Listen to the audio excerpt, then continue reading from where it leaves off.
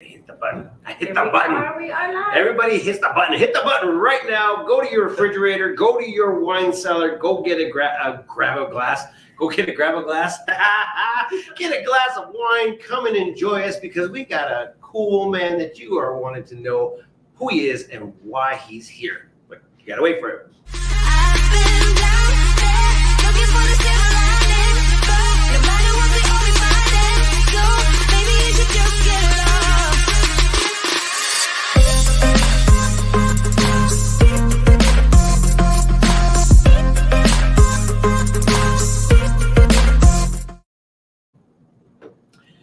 And we are back. We are going to do something that we have never done before, and we haven't, have you on any of my shows yet. So you guys are gonna really want to check this out. But like always, I like introducing my host with the most. Tell everybody who you are and what makes you famous. Hey guys, I'm Rochelle Savory, and I'm not famous. I just keep sticking around because I really like it here. And I like her to be here, and it's a good thing because she's my host, and without her, this could not be possible. We're here at the Back Alley Wine Bar, downtown Prescott, Arizona, behind the famous Whiskey Row. But we are not far from where this man is from. Tell everybody who you are and what makes you famous. Well, hardly famous, but I'm Dennis Gallagher, the founder and CEO of the Prescott Western Heritage Foundation. Not a museum. And also the Western Heritage Center, which is just on the other side of this wall. Okay, so when he says on the other side of this wall, like literally, the Back Alley Wine Bar is roommates / neighbors to a couple of the awesome frontage stores out there on Whiskey Row. So this is a pretty big day for us, not only because we're here with you, but because we get to hear about history. And if you guys want to know something about history, this is the place to go. One of the things that we were actually discussing prior to this was having, a conversation about some of the things that are happening inside of the actual Heritage Center over there on the other side of the. Hey, how you doing? One of our volunteers. Hey, what's up, man? How you doing? And he's an author also. Well, there's a lot of authors that we could talk about. Let's talk a little bit about the heritage. Okay. Actually, I started working on this idea back around 2011. And 2012, I had a small board put together, and we actually got our 501c3 nonprofit status 2012. And then 2013, we had our first banquet to raise money for student scholarships. And then 2014, at our banquet, we awarded our first scholarship. It's called a Western Heritage Keeper Scholarship. And since then, we've been doing 2 every year, and those are $2,000 per student. And this year, we're on board to do 2 more, and maybe 3 or 4, actually. These are college scholarships? They're they're unique scholarships. They can be used for college. They can, since these are kids that are involved with rodeo, FFA, could be Western art, could be Western music, literature, any number of things. And between them and their family and our foundation, we can decide what they're going to use this money for. If they want to buy another fiddle, if they want to buy a saddle for their competition, or we've had probably about half of them have gone on to college so far. They start at 16 and go up to 19 years old. So some of the kids are still in high school when they're awarded the scholarship. So anyway, get past that. We were able to lease this building in late 2018. We had to do a lot of work in preparation of opening. We had a big grand opening in May of 2019. And since then, it's just been solid go, and adding more exhibits. We ask all the museums and the organizations to update, change out their museums periodically, at least every 9 months to a year. And then also some exhibits are short-term and then they move out and bring in another one. Like we've had women's suffrage. Last year, we brought that in twice. It was a traveling show put on by the Questers. And then this year, we had an exhibit for Major Frank Shield, native Prescottonian that was killed in World War II as a flying tiger.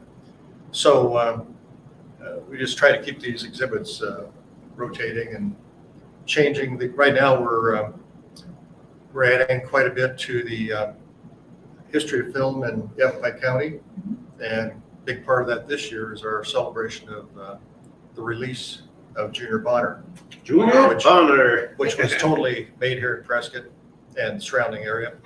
And like I mentioned earlier, Stuart Rosebrook is on our board, and he's the son of Jeb Rosebrook, the screenwriter.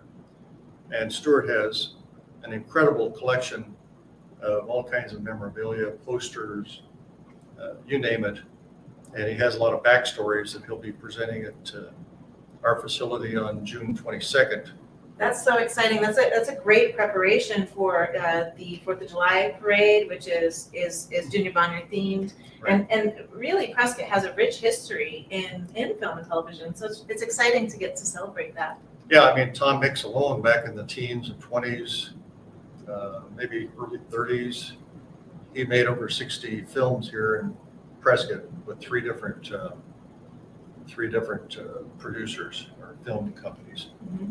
And I mean, Tex Ritter, go down the list, and we have a lot of the posters over there, but I also have a list of most of the movies that were made here, and it's broken out by year. Mm-hmm. I mean, that'd be a fun scavenger hunt, like geocaching thing around town, like where were the movies made? Yeah. You know? There you go. You got some ideas. Write that down. Write that down. A lot of the movies were made totally in this Yavapai County. Some of the posters we have, just portions of the movie were made here in Yavapai County, like How the West Was Won, and Gumball Rally. Some of those certain scenes and things were done here in Yavapai County, and other parts of it were done elsewhere. Yeah, that's common. So when you talk about we bring in one, display, and then we take out another one. We talked about this earlier. This is not a museum. These are actual collections that have been collected by collectors, and so they just want to show the world what their collection is. So who is the rightful owner of all the Junior Bonner collectible thing that you have inside of your almost all of the Junior Bonner memorabilia and posters belongs to Stuart Rosebrook. Okay. But the film exhibit itself, that was by another, that's on loan from Tom Slebeck. And he's got an incredible collection of film history. I've got a list of the permanent exhibits up on the screen right now. So we've got the Arizona Cowboy Poets Gathering, Walker Party, Film History in Yavapai County, Junior Bonner 50th Anniversary, and so many others. You guys, What is your favorite? Yeah, that's probably the Rough Riders.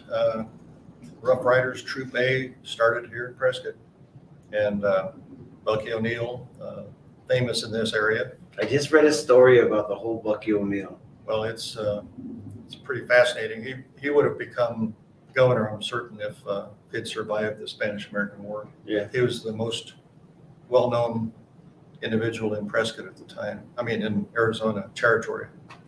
Yeah, they were talking about the statue. This is, I think, what I was reading on was that the statue was made in the east, and it had to get here to the west, and something was happening, and they ended up having to call like the owner of the train, the depot train, or the whole train system, and he's like, "We'll make it happen." It got here like a day before it was supposed to have this big, huge, grand party, and I mean, everybody was there. Anybody who knew anybody was there, and they had to put it on a big boulder. Like, I don't even know how big that boulder is, but they had to even ship that boulder to the location it is just to set that thing on top of it all in a day in order for them to keep that celebration open. For that boulder was actually brought down from where the Pioneer Home is? Yeah, the Pioneer Home is, before the Pioneer Home was there. And that was brought down, and it took them 3 days to get it down the hill. Wow. I still think that like historically people were superhuman back then. You think about like, how they made things, how they moved things. They were superhuman. Getting the sculpture, statue from the train depot up here was another monumental task. I think coming from it, an axle broke down in around Albuquerque, so it sat there. That it was kind of lost for a while, and they had to track it down. Yeah, I think that's what I was reading. Yes, and then that's I think right. up around Winslow, it broke another axle, and they had to rush to take care of that, and then finally got it over to where they could bring it down here by train. So enjoying history in Prescott is like one of the best things ever, because there's like a lot of tall tales, and all of a sudden, this person was here, this person was here, this gun was shot here. And I mean, it's This literally movie the was wild, made here. really the Wild Wild West is literally living right here on Whiskey Row.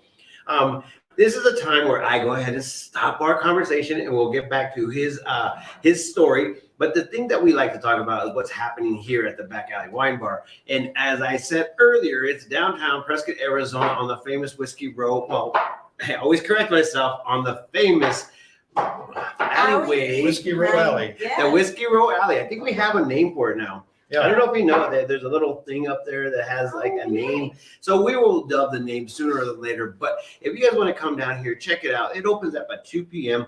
Almost every day, right? Yep, that's what I heard. And then every day is something full of entertainment. I think Thursday, Friday, music, and Saturday as well. Even weeknights. So Sunday afternoon. Sunday afternoon is great. Tuesdays is the songwriter showcase. Families are welcome. You can grab food from some of the local restaurants, and it's just a blast. You have to come down. And I read on their calendar on the board up there, it says today is Hump Day. It is Wednesday, guys, and this is what we do here at the Back Alley Wine Bar. Today we are drinking this drink from Wilcox, Arizona. Yep, as you heard it right now, Wilcox has a winery. But did you guys know, this is the reason why we didn't have it last week, is because I was sitting with all the mayors for all of northern Arizona, and Clarkdale, Camp Verde area is now labeled Arizona wine country. Exactly. And I'm looking at that, I'm like looking at them, I'm like, wine in Arizona? You guys do not understand. The wine here is actually very, very good. I mean, I'm not like a big wine connoisseur, but I'm telling you what, this has the best Arizona wines here at the Back Alley Wine Bar. And it's the home of the only Arizona wine flight that you could go ahead and try. So there's that's so many my varieties. Yes. You really should try the flight, or be a part of the wine club, because there's so many varieties of Arizona wines, and the collections here, you just won't be disappointed. Yeah, and they have an actual display. This is the funniest thing I've ever done in my life, and I was about to do it again. Holy moly! Okay, so the Arizona rack over there has all the wines you could possibly think of. I think there's like 10, 15 of them. And I'm telling you what, you guys are really wanting to take it home. And you could become a club member and get your wine cheaper. That's a good thing. And during the week, I think if you buy a bottle, you get 5% off, and certain nights, things like that. Oh, too. charcuterie board. If you buy a bottle, you get a charcuterie board. Mhm. Charcuterie. I don't know how you say it, but needless to say, I'm good with that. I'm actually moving on, but you guys definitely got to come down here and check it out. Open up to 2 p.m. today on Hump Day. So you guys have some events coming up. Yeah, that was my next thing. I mean, I'm telling you, they got some events coming up. Like there's a list on list on list. Let's just start off with the next best thing that's happening. Let's see. This coming Saturday, we have Melissa Ruffner doing a book signing on the, let me see here, on the May 25th, which is Wednesday. We have all of our evening events on Wednesday evenings because to avoid the bands at, the bar next door and back here and so forth. So this works out really well. It's kind of a quiet night. There's plenty of parking. So Wednesday, May 25th, we have Phil Spangenberger, who's an expert on firearms, primarily, from the 1800s and so forth. B.A.W.B is going to be here June 1st. See that name? I love his name. Oh, yeah. I want his name. He's owner of True West Magazine, and he's a great storyteller. That night also will be he will be presenting Phil Spangenberger with Westerner of the Year. He's been writing articles for True West Magazine for 20 years, I think. Also, Wednesday, June 22nd, we have Junior Bonner. So two of our board members, Stuart Rosebrook and Bill Pierce. Stuart's dad was the screenwriter for the movie, and Bill Pierce was the location manager and the rodeo chairperson. And they have a lot of great backstories. It's pretty interesting. And they will be showing movie and talking about some of the things that went on during the making of the movie. And so that's going to be great. And then I'm working on another list for July, August, September. We're going to have, we're going to have one on the Prescott fire, 1900 fire. We're going to have one on the history of the Prescott Fire Department. We're number one, yeah? Pardon? Yeah. Yep, number one. What? The fire department. Oh, nice. It's fire department number one. So anyway, throughout the rest of the No year. clue what just happened. What happened? It's the first, it was the first of the series, so each fire department is assigned a number. It was the very first one. Oh, okay. I was like, what are you talking about? I mean, they are number one. Look at them. Number one. That's a good thing. So anyway, throughout the rest of the year, we're going to have typically 2 events a month on Wednesday evenings. And we'll put that up on the board in the window, backlit board. And we also put it on Facebook. We put it out on social media, in the newspaper, various things. That is so cool. So, I mean, this is, I mean, we all get to a retired age right now. And I'm not saying you look older, but I'm just saying, why would you come back and do this? I mean, what is your ultimate goal for this whole deal? Legacy. But let's see, we moved up here in 2007, and I was on the board at the Pippin Museum for 8.5 years. So the first year I came up here from Mesa for the board meetings and so forth. After that, we moved up here. Then I started Western Heritage Days in 2009, did that for 4 years, and we were part of the, we were an official event of the Arizona Centennial. And here it was called Best Fest. And then we So for the 100-year party? Mhm. Oh, yeah. Then we took our event. event down to Phoenix to the Best Fest down there. And let's see, that year I had major heart issues and all kinds of things happened. I had mentioned I was also doing bronze sculpture before that, and that was a big turning point for me because of some serious health issues. So I decided to change direction, and that's when I decided to start doing the scholarships for high school students, and then that built into developing this Western Heritage Center, which took a lot of years because people didn't understand the concept, for one thing. A lot of people told me we don't need another museum downtown, that sort of thing. And of course, it's not a museum, it's a showcase of multiple museums, other organizations and private collectors. And just to say, you know, your website has a very clearly laid out what the mission statement is to educate, to celebrate, to preserve, and to promote. Exactly. And I think that is what a legacy is. And in building your own, you're building this communities as well. And that's a really beautiful thing. You know, it's for Prescott, it's for the county. And I plan to talk to both entities this year because they should become stakeholders in this project. You know, it's none of us profit from this. There's no paid staff, 100% volunteer. We don't charge admission because we believe everyone should have access to this, no matter what their stage in life is. A lot of these people can't afford to take a family to a museum. So We don't charge the museums for the very desirable floor space on Whiskey Row.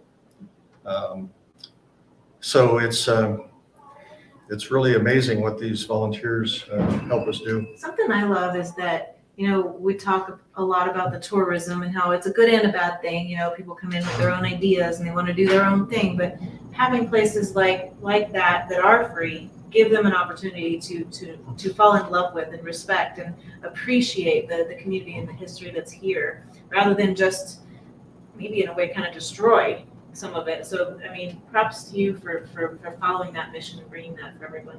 Thank you. Our job is to invite people in and then show them what Yavapai County has to offer, and then send them out to Pippin Museum, Charlotte Law Museum, Museum of Indigenous People, to rodeo, to all these different locations and events. That's our purpose. I got a very sour fun fact. It's going to be no. bad right now. That's bad. I have never been to the Pippin Museum. Oh, that's a shame, because It is a shame. It's, I was reading some history on it and how it actually developed and how it actually came to be. And we were talking about it with the James Family Trust. Yeah, Family Trust. And if you guys don't know about this history, go and look it up. It's right on the website, James Family Trust. And they donated the land that the Pippin Museum sits on, and also all the artifacts that are in there from the man himself, Ron James, or no, actually the Harold and Mitzi. the first Harold, building. yeah. The first building was also part of the donation. Of course, when I was on board there, we raised money to create the addition, which is phenomenal. Of course, the artwork in there is a combination of donations, loans, and of course the events rotate out, and so you might get a loan from some collector from somewhere in the state, and that whole exhibit goes into the Pippin. And That's crazy. sometime you can talk to Ed Kellerman, probably the executive director out there, and Yeah, I'm gonna have to go check it out. information. Yeah, it's great. I'm going to check it out. So as you guys have probably seen right here on the bottom, it's been scrolling the whole time on how to go ahead and get a hold of them. The email, the website, the directions. And if you guys do not know where the Whiskey Row is in Prescott, Arizona, who are you? If you don't know, just You're Google missing it. out. Yeah, it's missing out. It's really beautiful. And you still will be able to see the actual outfits. What are they called? The Shady Ladies and Well, there's Regulators and Shady Ladies. Regulators, Shady There's Ladies. the Elks Guild. There's Arizona Territorial Society. There's a number of groups. Yep. And a lot of them volunteer at our center in costume. Yes, and on Saturday you will see them all in costume walking downtown Prescott, Arizona. It's a great experience. If you guys haven't experienced it yet, even as a Prescottonian, I walk down there and I'm just like, man, there are some things that we just don't take, into heart as far as what Prescott's really offering. And the history here is amazing. For you to go ahead and keep the history alive, I commend you. I thank you for all you have done for our community and also serving whatever it is that is driving you. This is a good thing for us as a community in whole. Yeah, if you guys like what we're doing here and the guests we're bringing, please continue to support us, like, subscribe, join us weekly, and have a little wine. And tell everybody one last thought, my friend. One last spot. One last spot. One last thought. Well, yeah, come in and see us. And like I said, there's no charge. You can walk through, ask questions, read up on history. We've got, Pippin Museum. We've got the Museum of Indigenous People. Say that 10 times real fast. You did good the first time. And, the Elks Theater, we have a ton of exhibits. I think there's, well, maybe not a ton. I think there's 25 maybe. And come in and get a sampling. It's really like a sampler plate of Yavapai County history and current events. And if you want to see a little bit of Pippin Museum, you can come over right now and take a look. Nice, and that's how it works. So with that being said, if you guys are here and happy, cheers to you. I'll see you guys later. Cheers. If you don't know, Now you know. There we go. We'll talk to you guys later. I've been down.